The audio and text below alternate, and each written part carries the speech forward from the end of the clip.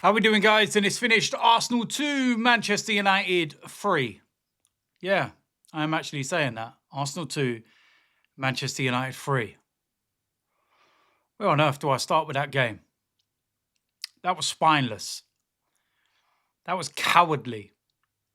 That's what that performance was.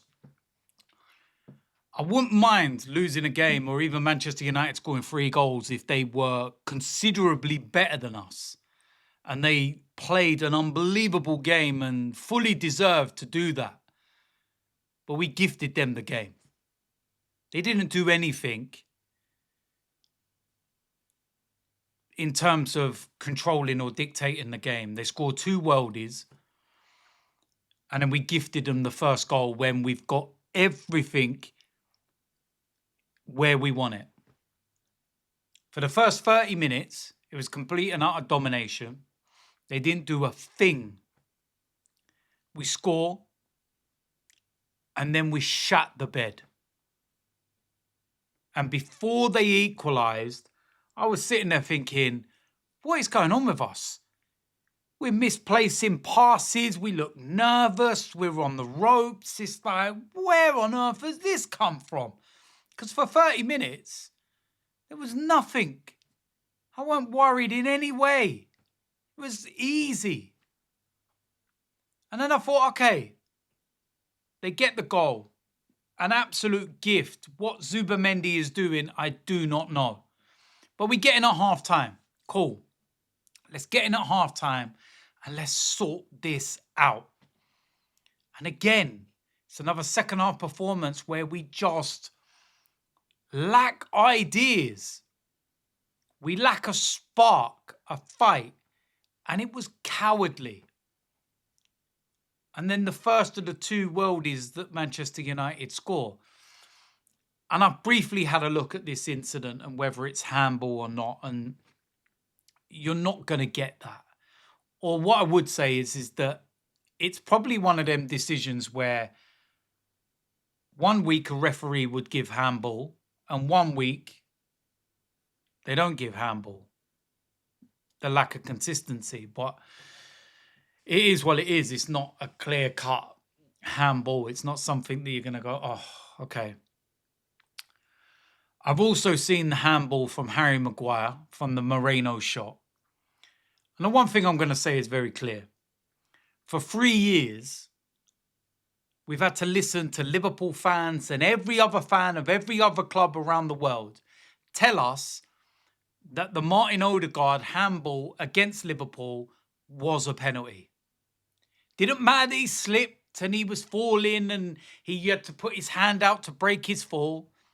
It was a penalty. To everybody for the last 3 years or so, however long that incident was, it was a penalty. So if that's the case, this is a penalty. You know, Maguire is quite away from the incident. It isn't something that's happened really within close proximity.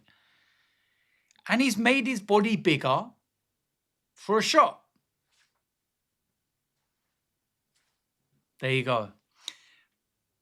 But what I cannot excuse and what I cannot fathom is how we get an equaliser and you're thinking, right, at a minimum, we've saved, a point. We're going to get a point on the board, at a minimum. But we could go on and win this game now. And inexcusably, we allow them to go up the other end and score. And literally moments before that, Madueke has a great chance and he runs the ball out of play. And I've said this multiple times. I think that Madueke does so many good things right up to the end product. And that's what lets him down. And at the end of the day, I'm not even sitting here fuming about this. I don't know whether the drive home has given me time to reflect and calm down a bit because I was fuming when I left the ground. And I think I'm more fuming with the fact that we've lost to what is a poor Manchester United side.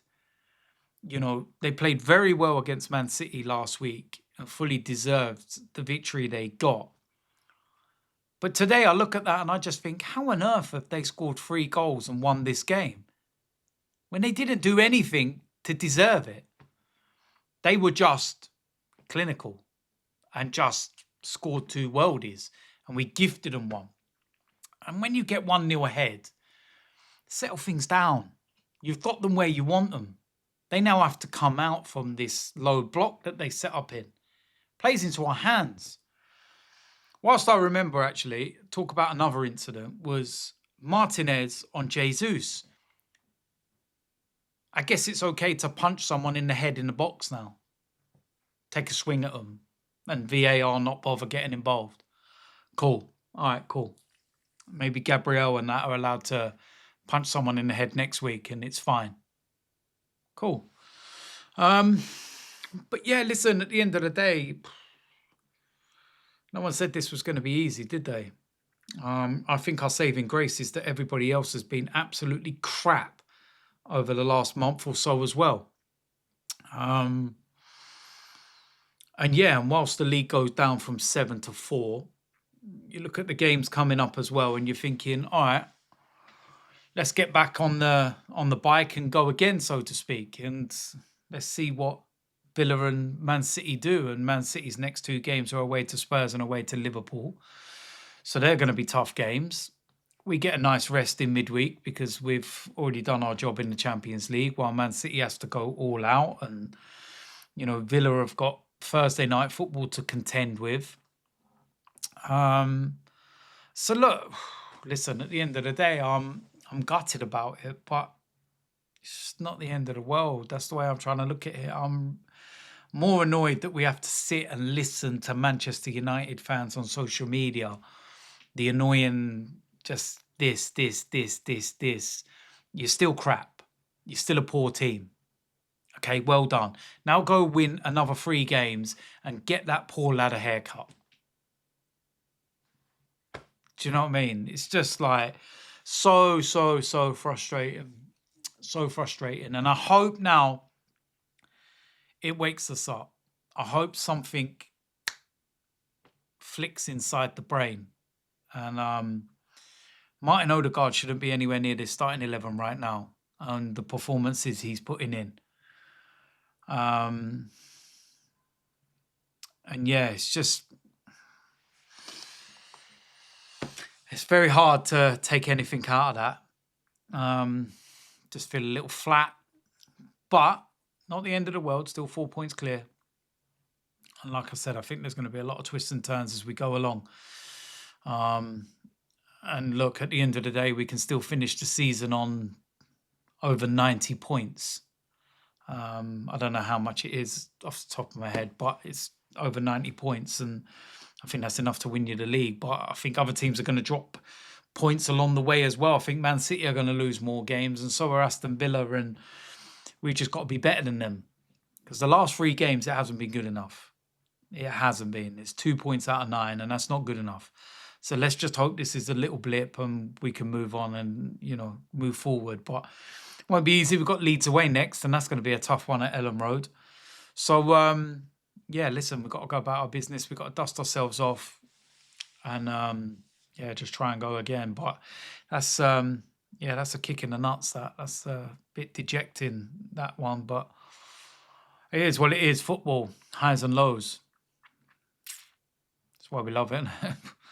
Yeah, I don't love it tonight, that's for sure. So, listen, there we go. That's it. You know what to do if you haven't already. Like, subscribe, comment, and I'll see you lot soon. I'm out of here.